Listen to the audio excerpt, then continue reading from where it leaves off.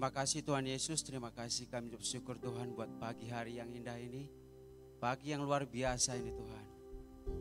Kami boleh ada di tempat ini Tuhan untuk menikmati hadirat-Mu. Biarlah sukacita, damai sejahtera yang berasal dari Engkau Tuhan memenuhi hati kami Tuhan. Sehingga apa yang kami lakukan itu berkenan di hadapan-Mu Tuhan. Terima kasih Tuhan, kami undang untuk Roh Kudus hadir di tengah-tengah kami. Untuk menenangkan pikiran kami, untuk membawa hati kami Tuhan kepada Engkau. Biarlah hadirat-Mu Roh Kudus yang menuntun setiap hati kami Tuhan. Untuk kami bisa datang kepada Engkau, memuji Engkau, memuliakan nama-Mu Tuhan. Apapun keadaan kami pada saat ini Tuhan, kami percaya Engkau Allah yang hidup, yang akan memberikan kekuatan dalam setiap kehidupan kami. Biarlah ibadah kami Tuhan pada pagi hari ini adalah ibadah yang menyenangkan hati-Mu Tuhan. Sehingga Engkau dipermuliakan Tuhan. Terima kasih Tuhan Yesus, terima kasih. Kami mengucap syukur di dalam nama Tuhan Yesus. Amin. Shalom Bapak Ibu yang dikasihi Tuhan. Pada hari ini kita mau memuji Tuhan. Siap untuk memuji Tuhan lebih lagi? Amin. Sekali lagi siap untuk memuji Tuhan lebih lagi? Amin. Berikan kemuliaan yang terbaik buat Tuhan.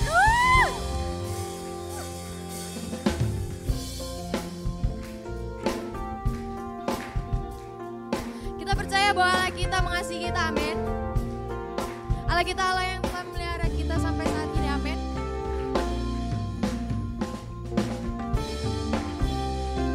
Sama-sama kita katakan.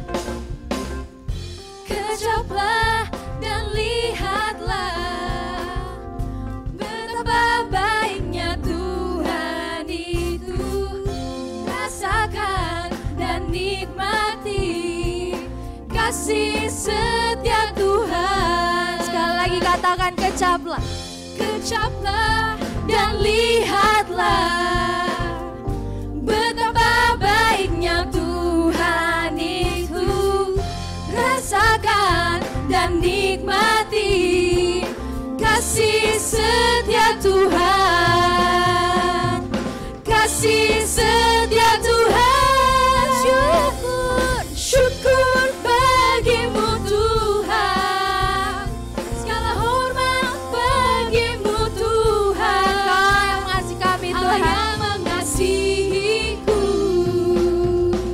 Allah yang memeliharaku.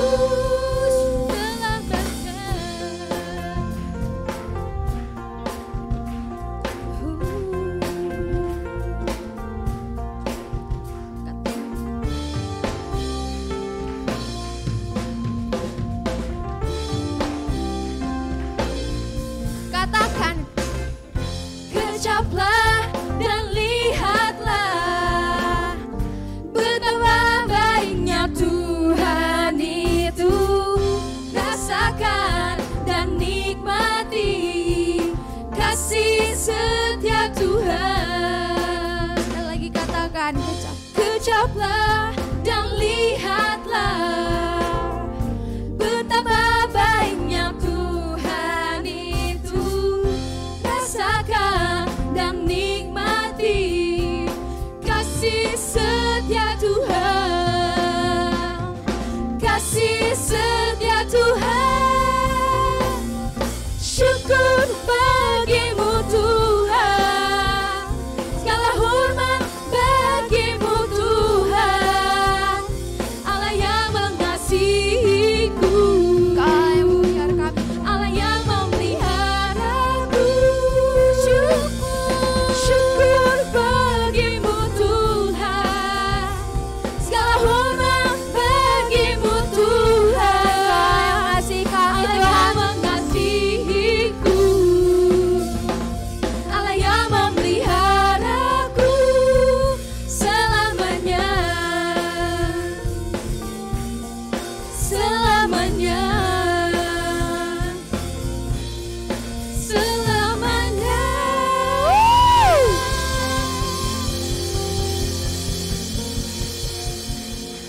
Masih siap untuk memuji memuliakan Tuhan, amin. Kita hari ini percaya kalau Tuhan kita ada di tengah-tengah kita pada hari ini. Amin. Haleluya. Bersama-sama kita katakan, tiba saatnya kami berkumpul bersama dari nafsuku dan bangsa. Kami mau berdiri hari ini Tuhan, berdiri di hadapan tata anak domba, satu suara menyatakan kemuliaan dari Allah yang duduk dan bertata. Kami naikkan pada anak domba. Angkat pujian kami Tuhan. Amin. Hormat dan kekuasaan, kemuliaan bagi Dia selamanya. Tuhan, Kau yang mulia, Kau yang terdahsyat Tuhan.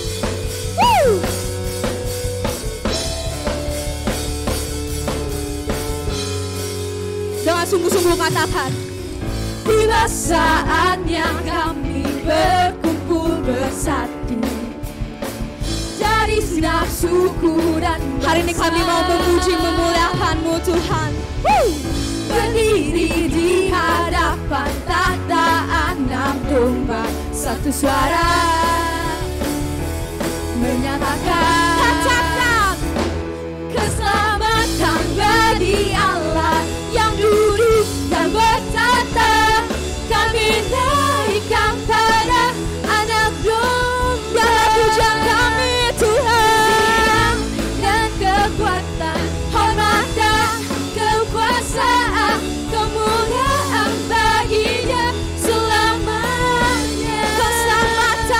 Keselamatan bagi Allah yang duduk dan bertata. Kami mau naikkan pada anak domba. Pujian kami Tuhan, dan kekuatan, amin, dan kekuasaan, kemuliaan bagi Dia selamanya. Sekali lagi kita katakan, keselamatan bagi Allah yang duduk dan bertata.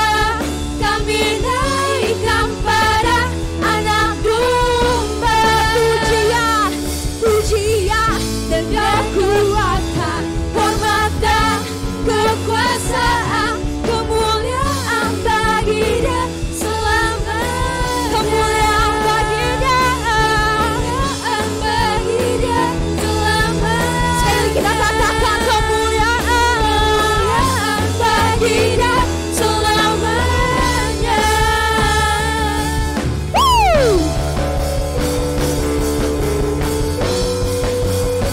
Sorakan amin.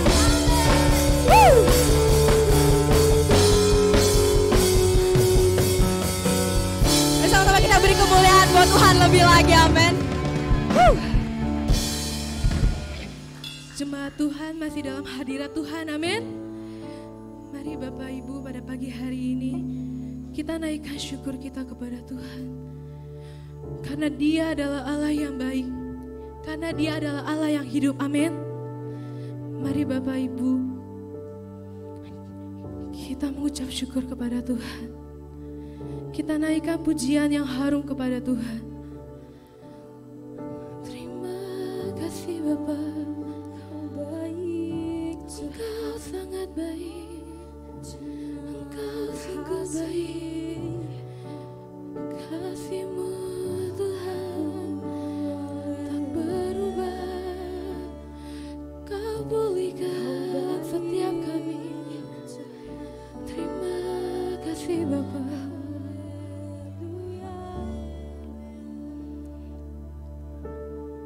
Engkau Allah yang hidup. Terima kasih. Kau hiasi kehidupanku dengan kemurahan-Mu. Kau rancangkan masa depanku penuh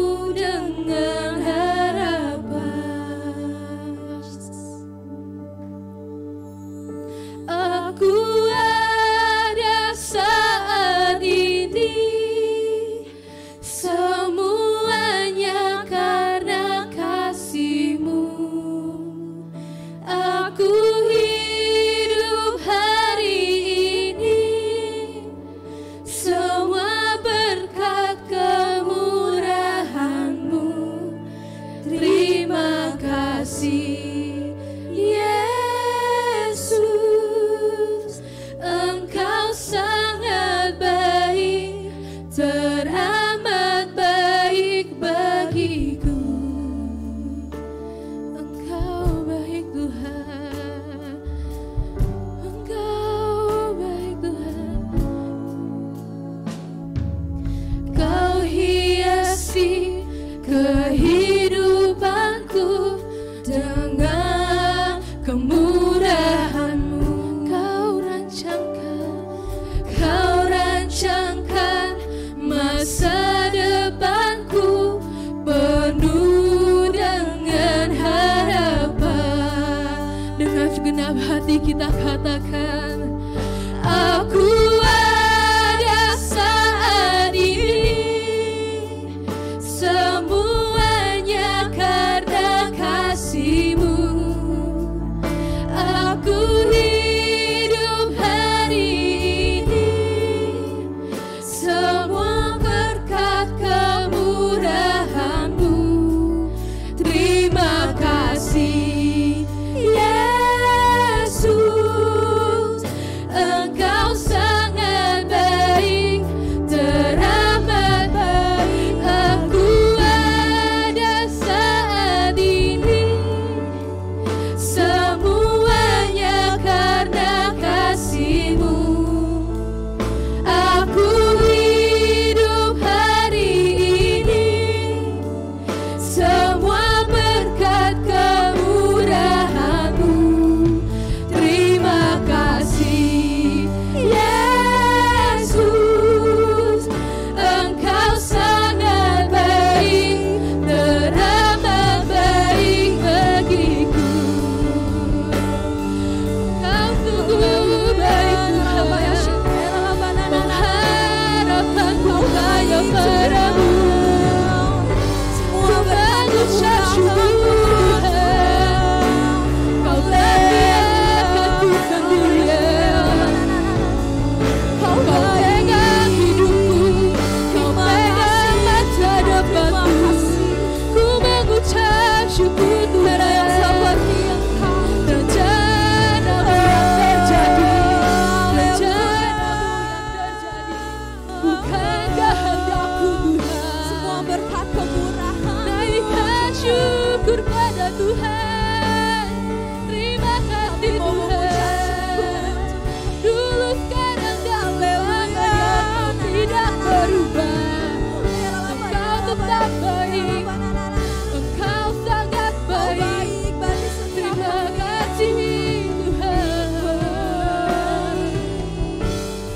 Haleluya, haleluya. Engkau hadir di sini, Engkau hadir di sini Tuhan. Hadirat-Mu Tuhan menjamah setiap kami Tuhan. Terima kasih Tuhan. Engkau sangat baik Tuhan. Segala sesuatu yang terjadi, Engkau tetap baik Tuhan. Engkau tetap baik, Engkau tetap baik Tuhan. Haleluya, haleluya. Kau baik, haleluya, haleluya. Ku mengucap syukur. Haleluya, haleluya.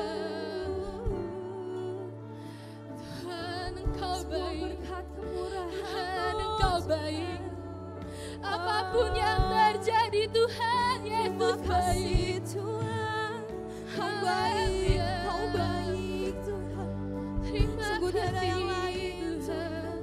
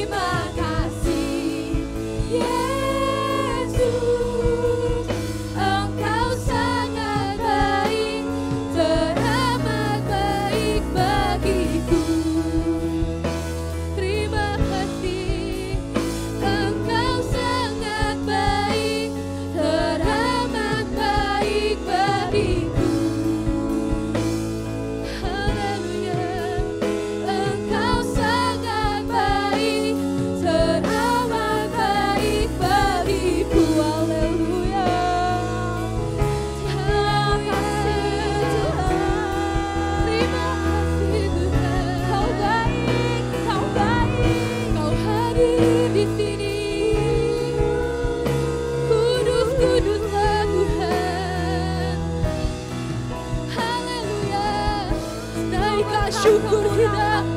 Berikan yang terbaik untuk Tuhan. Terima kasih Bapa. Terima kasih Tuhan. Haleluya. Kau baik Tuhan, Kau baik Tuhan. Haleluya. Kau baik Tuhan, Kau baik. Kau baik. Kau baik. Ku mengucap syukur. Ku mengucap syukur.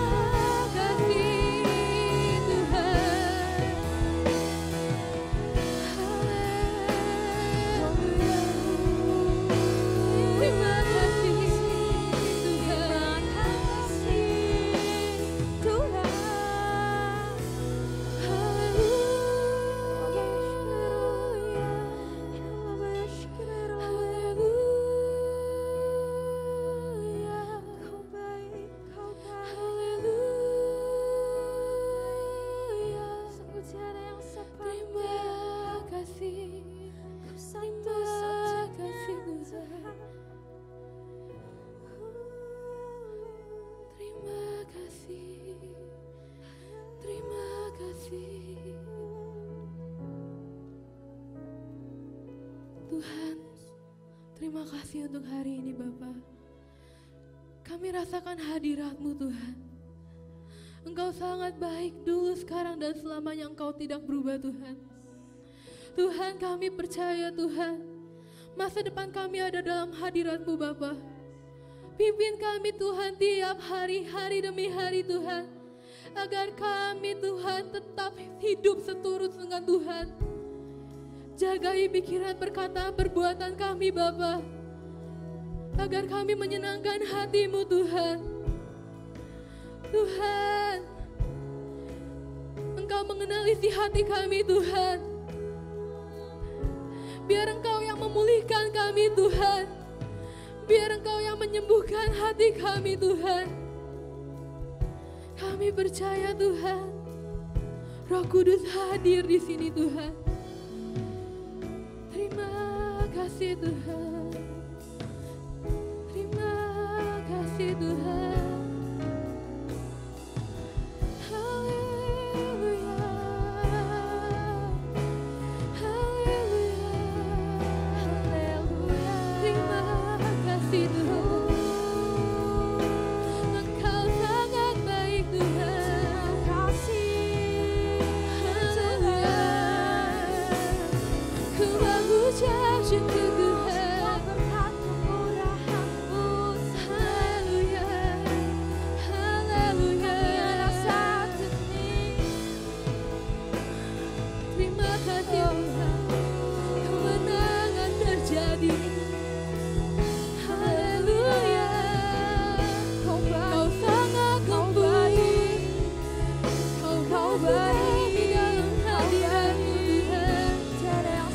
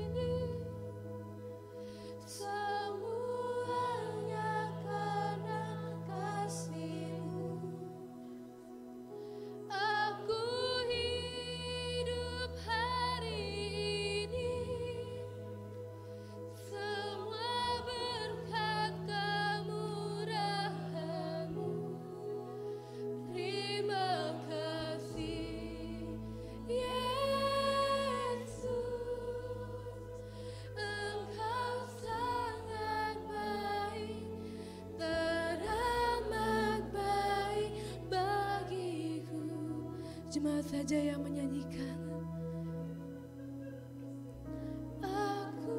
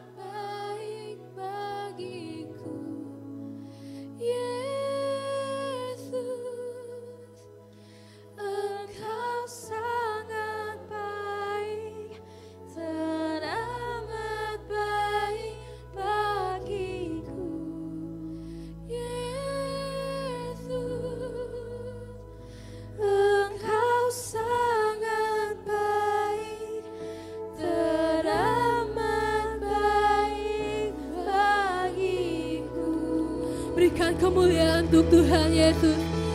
Haleluya. Lebih dahsyat lagi katakan haleluya.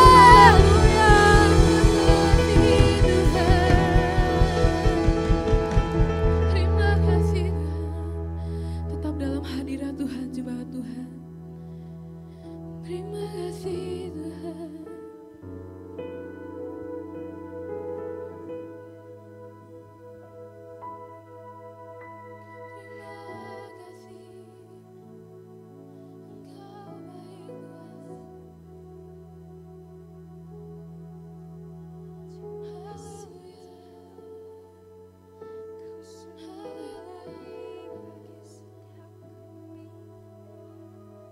Tuhan, kami percaya Tuhan, segala sesuatu mendatangkan kebaikan Tuhan.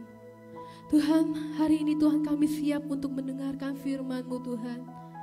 Siapkan telinga kami, bukakan hati kami Tuhan, agar kami dapat mengerti Tuhan isi hati-Mu Tuhan. Tuhan, kami percaya Tuhan, hidup kami diubahkan bersama Tuhan Yesus. Inilah penyembahan kami, ini pujian kami Tuhan. Dari Engkau Tuhan, kami hidup. Di dalam nama Tuhan Yesus, sama-sama kita katakan, amin. Berikan tepuk tangan untuk Tuhan Yesus.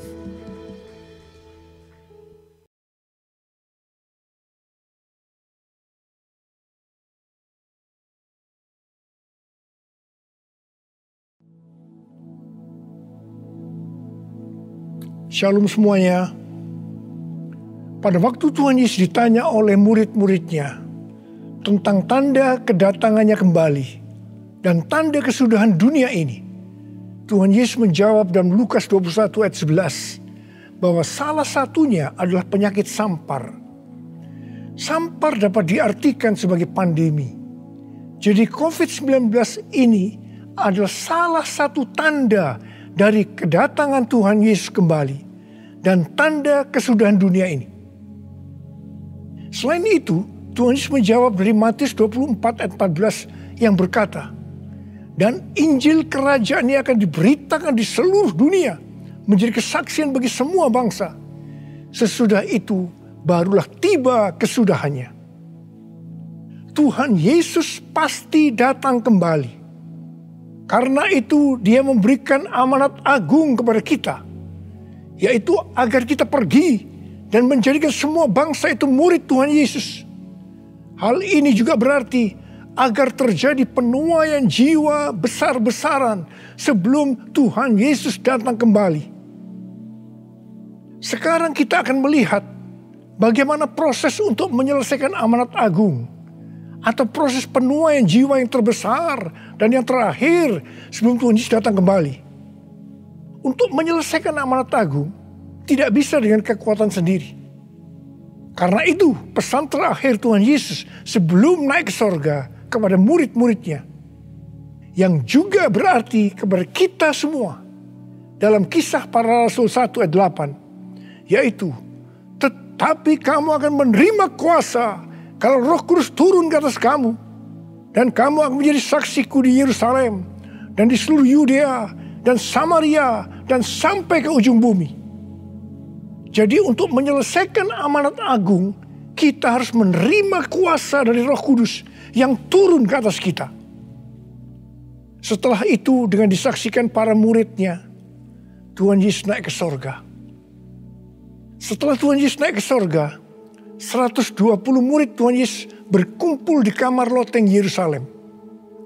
Mereka melakukan ini karena Tuhan Yesus memerintahkan agar mereka tidak meninggalkan kota Yerusalem sebelum diperlengkapi dengan kuasa dari tempat tinggi. Tuhan Yesus berkata, sebab Yohanes membaptis dengan air, tetapi tidak lama lagi kamu akan dibaptis dengan Roh Kudus. Apa yang dilakukan 120 murid di kamar loteng? Alkitab berkata bahwa mereka semua bertekun dengan sehati dalam doa bersama-sama. Artinya mereka berdoa, memuji dan menyembah Tuhan dalam unity siang dan malam. Ini adalah prinsip restorasi Pondok Daud. Ini adalah prinsip menara doa. Setelah 10 hari mereka melakukan hal itu, maka pada hari raya Pentakosta, tiba-tiba turunlah dari langit suatu bunyi seperti tiupan angin keras yang memenuhi seluruh rumah di mana mereka duduk. Dan tampaklah lidah-lidah seperti nyala api yang bertebaran dan hinggap kepada mereka masing-masing. Maka penuhlah mereka dengan Roh Kudus. Lalu mereka mulai berkata-kata dalam bahasa-bahasa lain, seperti yang diberikan oleh Roh itu kepada mereka untuk mengatakannya. Itu adalah bahasa Roh. Jadi tanda awal orang yang dibaptis dengan Roh Kudus adalah mereka akan berbahasa Roh. Apa yang terjadi setelah murid-murid Tuhan Yesus dipenuhi dengan Roh Kudus?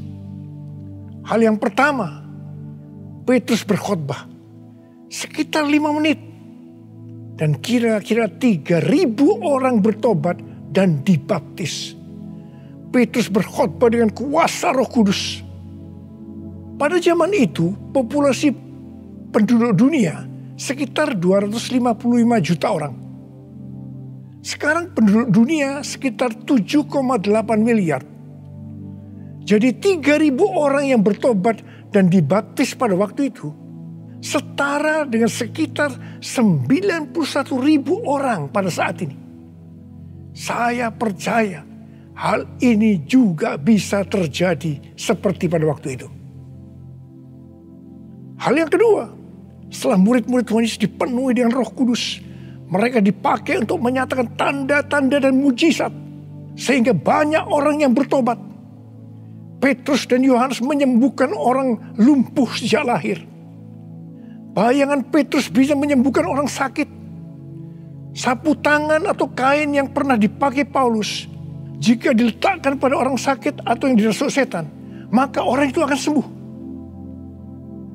Dalam Markus 16 ayat 15 sampai dengan 18, Tuhan Yesus berkata bahwa kalau kita pergi untuk memberitakan Injil, maka tanda-tanda dan mujizat akan menyertai kita.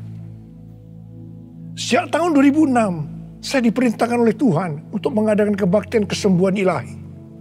Selama 13 tahun, saya sudah mengadakan 318 kali kebaktian kesembuhan ilahi.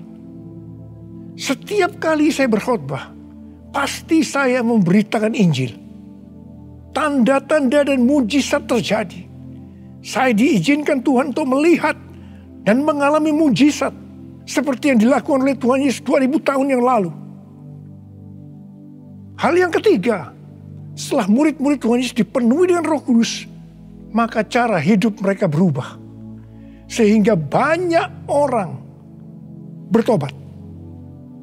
Yang pertama, mereka bertekun dalam pengajaran rasul-rasul dan dalam persekutuan. Ini bisa diartikan mereka suka membaca Alkitab.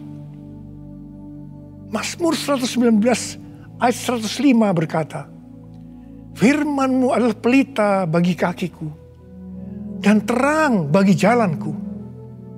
Kalau kita suka membaca Alkitab, itu akan menuntun jalan hidup kita.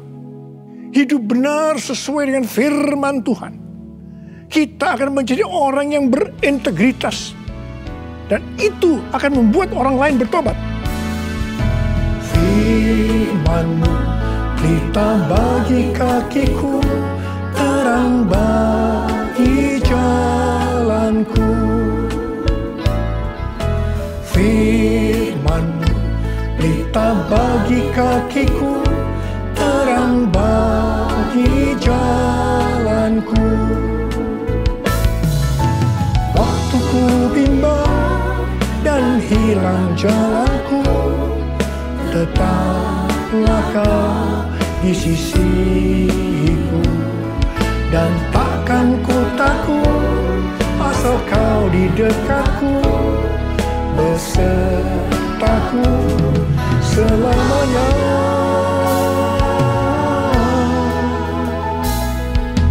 Firman-Mu pelita bagi kakiku, terang bagi jalanku. Terang bagi jalanku, terang bagi jalanku.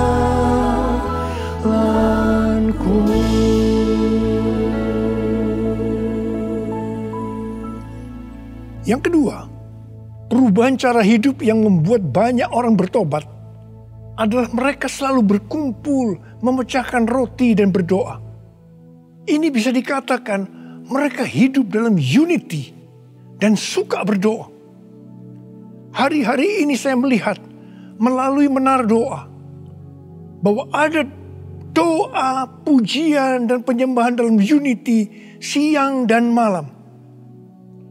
Saya melihat melalui Third Pentecost Azusa Street Prayer Tower ada doa yang bertalu-talu untuk pencurahan Roh Kudus yang dahsyat melalui Pentakosta ketiga.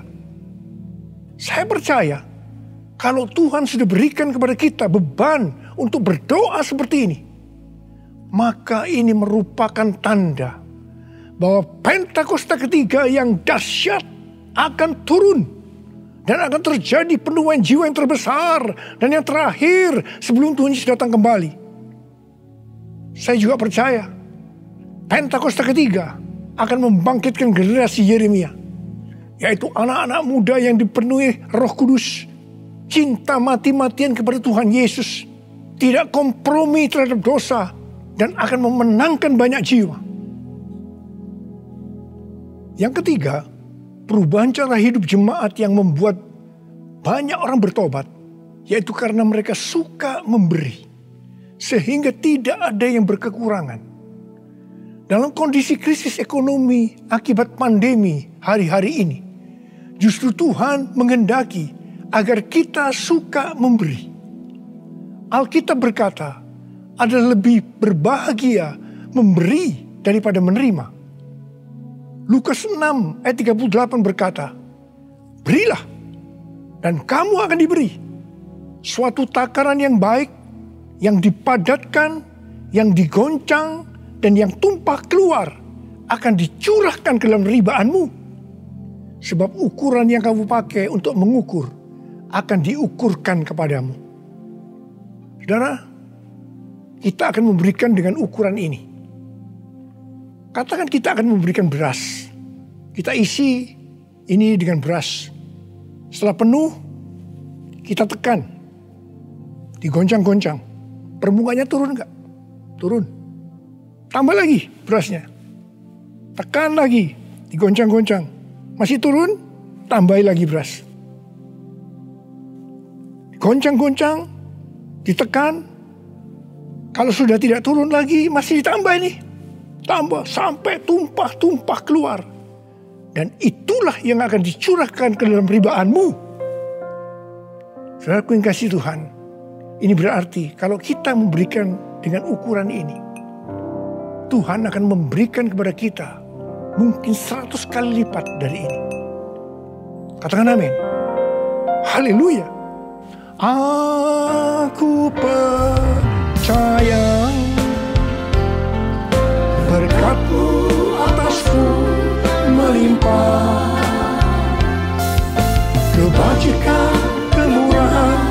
selalu mengikutiku. Ku puji, ku sembah Kau Tuhan. Ku puji, ku sembah Kau Tuhan. Ku puji, ku sembah Kau Yesus. Yang keempat, perubahan cara hidup jemaat yang membuat banyak orang bertobat, yaitu mereka selalu bergembira dengan tulus hati sambil memuji Allah. Hidup dengan tulus hati artinya hidup sebagai orang yang berintegritas.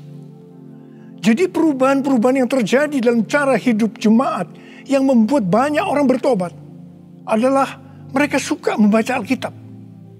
Mereka suka berdoa. Mereka hidup dalam unity. Mereka suka memberi. Mereka suka memuji Allah dan bergembira. Tulus hati atau hidup berintegritas. Dikatakan bahwa mereka disukai semua orang. Dan tiap-tiap hari jumlah orang yang diselamatkan bertambah. Haleluya!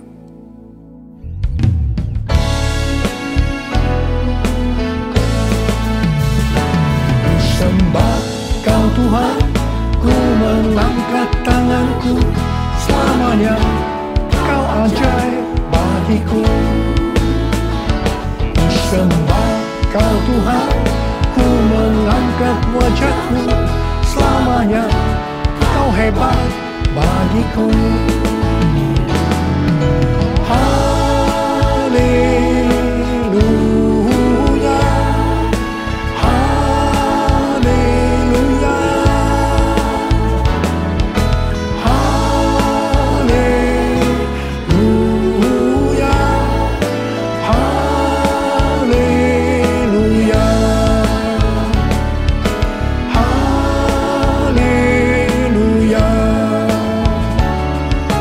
haleluya.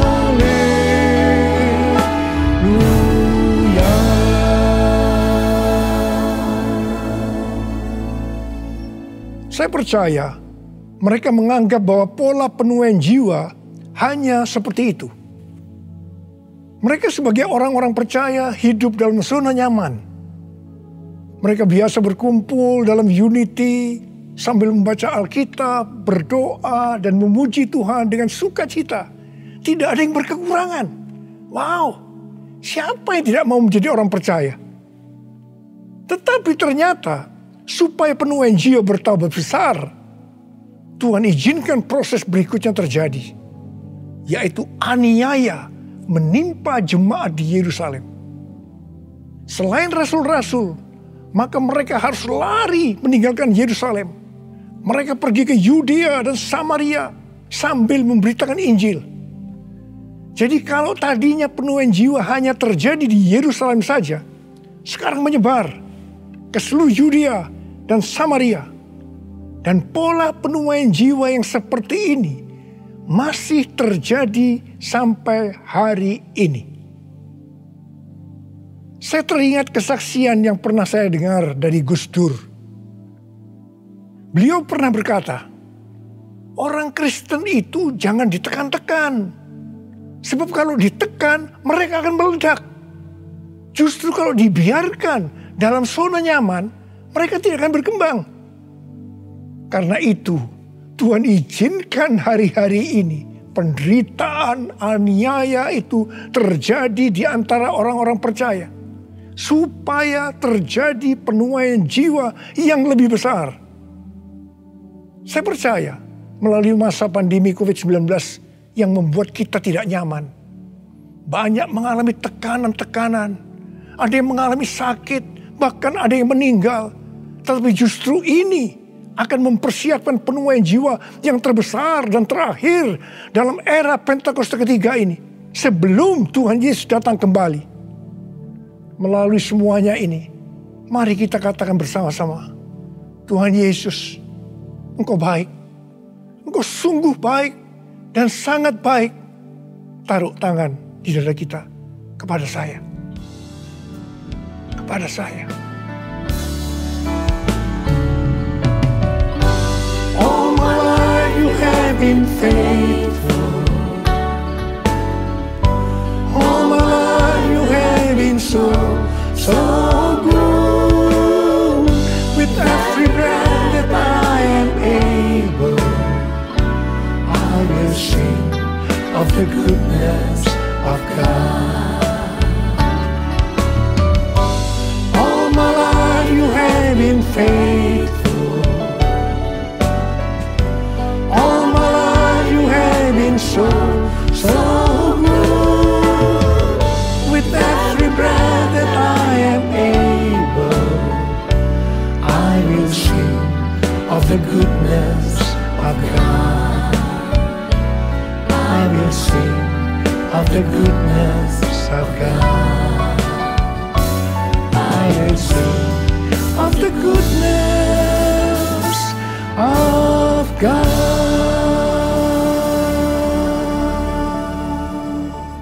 Ternyata pola penuaian yang terjadi di atas belum menyelesaikan rencana Tuhan.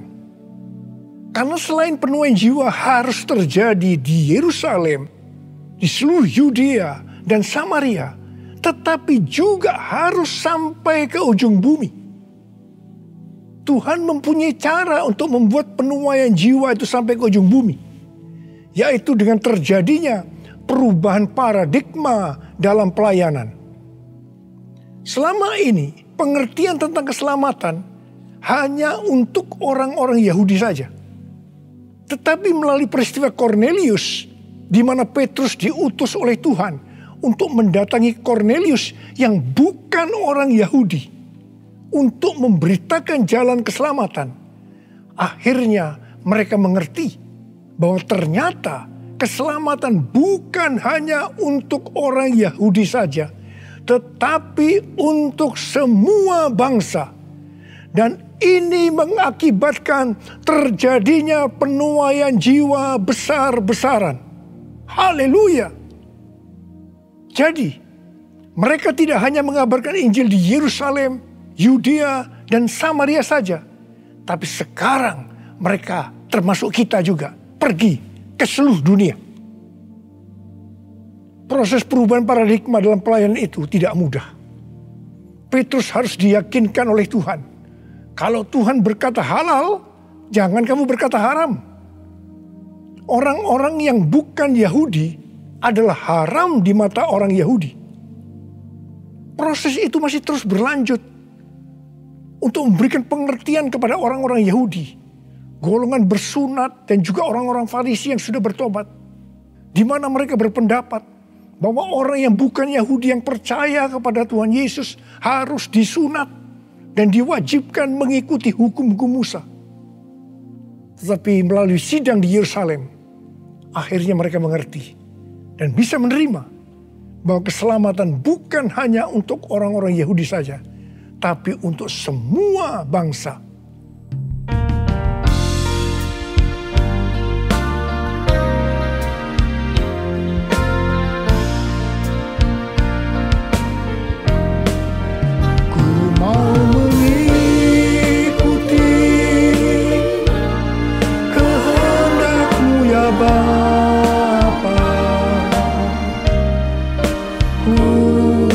Selalu menyenangkan hatimu. Ku mau selalu menyenangkan hatimu. Ku mau selalu menyenangkan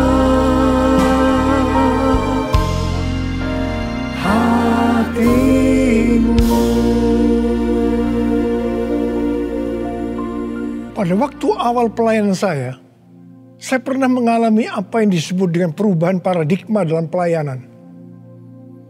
Jadi pengertian orang-orang Kristen pada waktu itu adalah kalau beribadah hari Minggu harus di gedung gereja. Ibadah di tempat-tempat selain gedung gereja dianggap haram. Pengalaman gereja kita di Bandung bisa saya katakan sebagai pengalaman yang unik. Pernah dalam kurun waktu 1 tahun, setiap minggu kita harus pindah tempat ibadah. Dan setelah berjalan 1 tahun, kita tidak mendapat tempat kebaktian lagi. Kecuali satu, yaitu sebuah nightclub yang bernama Paramount. Ini pasti tempat haram. Tapi justru Tuhan hanya sediakan tempat ini. Dan Tuhan hanya berkata kepada saya, apa yang aku katakan halal, jangan kamu berkata haram. Di tengah kecaman yang cukup banyak, kita berbakti di tempat itu justru sampai 3 tahun. Dan melalui tempat yang haram tadi, kita menuai jiwa-jiwa yang dianggap haram juga. Mereka yang tadinya mau ke nightclub, istilah mereka kesasar ke gereja dan bertobat. Tidak sedikit dari mereka yang sekarang ini menjadi pelayan Tuhan. Wow! Melalui peristiwa ini, kita diberikan pengertian bahwa bagi Tuhan tidak masalah tempat yang akan kita pakai untuk beribadah. Meskipun itu bukan gedung gereja. Dan mungkin di tempat yang haram. Kalau kita tidak peka terhadap kehendak Tuhan, tempat kebaktian untuk jiwa-jiwa yang bertobat pada waktu itu tidak akan mencukupi kalau hanya di gedung gereja saja. Karena waktu itu sedang terjadi penuaian jiwa yang besar di Indonesia.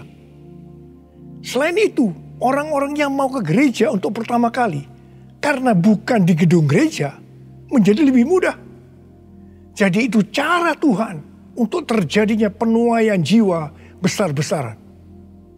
Hari-hari ini, untuk memasuki penuaian jiwa yang terbesar dan terakhir, Tuhan mencurahkan Roh Kudus-Nya yang kita sebutkan dengan Pentakosta ketiga. Saya percaya Pentakosta ketiga bisa disebutkan sebagai perubahan paradigma dalam pelayanan. Terus terang, sampai dengan hari ini, banyak orang-orang yang belum mengerti tentang Pentakosta ketiga ini. Memang tidak mudah untuk mengerti tentang perubahan paradigma dalam pelayanan. Tetapi saya percaya bahwa pada akhirnya kita semua akan melihat bahwa dengan adanya Pentakosta ketiga ini akan terjadi penuaian jiwa yang terbesar dan yang terakhir sebelum Tuhan Yesus datang kembali. Hosana, Hosana di tempat yang tinggi. Hosana, Hosana di hati yang suci. Hosana, Hosana, Hosana di tempat yang tinggi. Hosana, Hosana di hati yang suci. Angkat tangan saudara, saya berdoa buat saudara. Uliyalah basyarakat mata karawalawan. Ralala bara bara bara bara bara bara bara bara bara bara bara.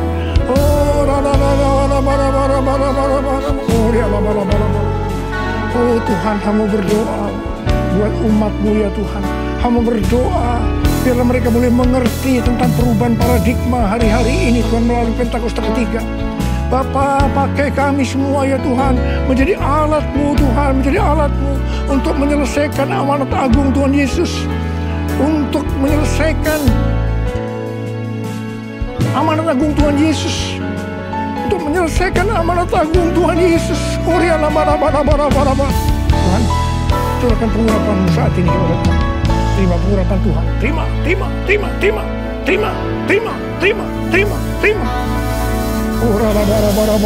kasih. Terima kasih. Dalam nama Yesus.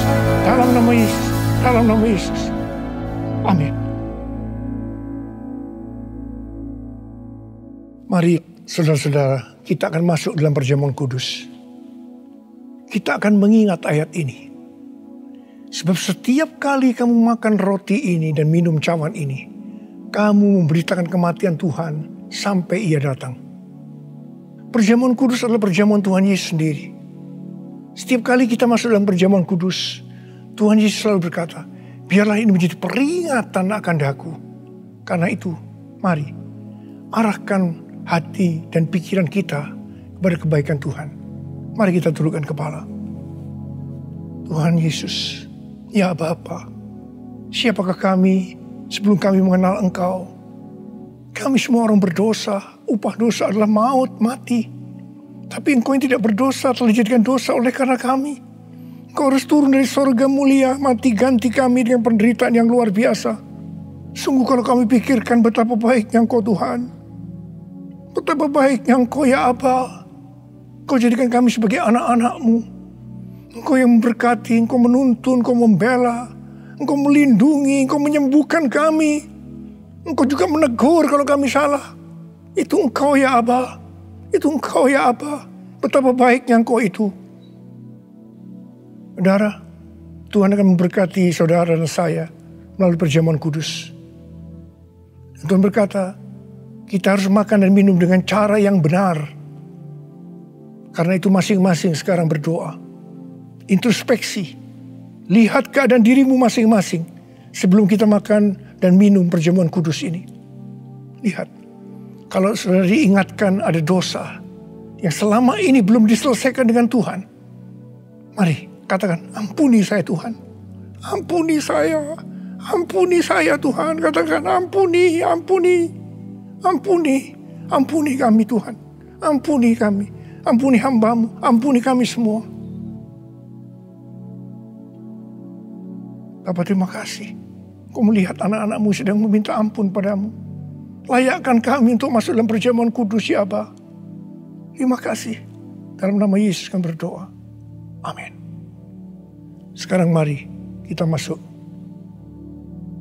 dalam perjamuan kudus dengan mengangkat tangan kita dengan roti di tangan kanan kita tinggi-tinggi.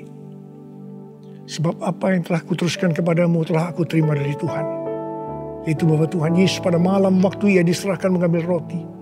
Dan sesudah itu mengucap syukur atasnya. Yang memecah-mecahkannya. Dan berkata, inilah tubuhku yang diserahkan bagi kamu. Perbuatlah ini menjadi peringatan akan aku.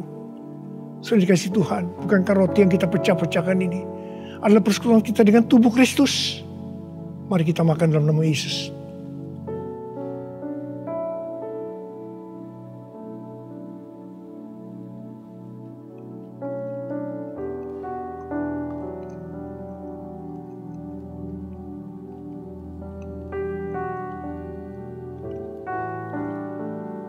Mari angkat cawan di tangan kanan kita tinggi-tinggi. Demikian juga ia mengambil cawan sesudah makan lalu berkata, cawan ini adalah perjanjian baru yang dimeteraikan oleh darahku. Perbuatlah ini setiap kali kamu meminumnya menjadi peringatan akan aku. Sudah dikasih Tuhan, bukankah cawan pengucapan syukur yang atasnya kita ucapkan syukur adalah persekutuan kita dengan darah Yesus. Mari kita minum dalam nama Yesus.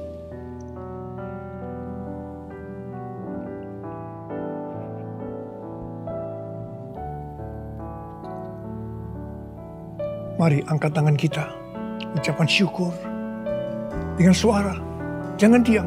Katakan, terima kasih ya Tuhan. Terima kasih ya Tuhan, makasih. Oh, rala-bala-bala-bala-bala-bala-bala.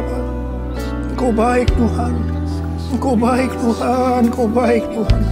Oh, terima kasih, terima kasih. Tuhan Yesus, Engkau baik, Engkau baik. Dalam seluruh hidup kami, Engkau baik Tuhan, Engkau baik, Engkau sungguh baik, Engkau sungguh baik ya Aba, Engkau sungguh baik.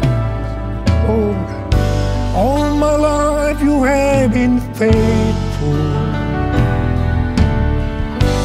All my life you have been so good.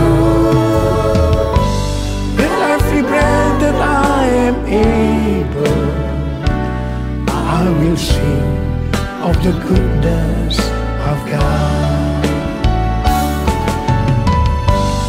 All my life you have been faithful.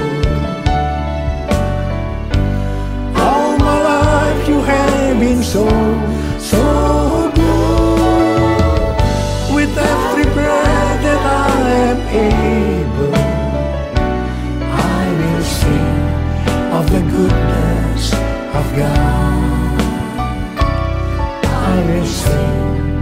the goodness of God. I will sing of the goodness of God.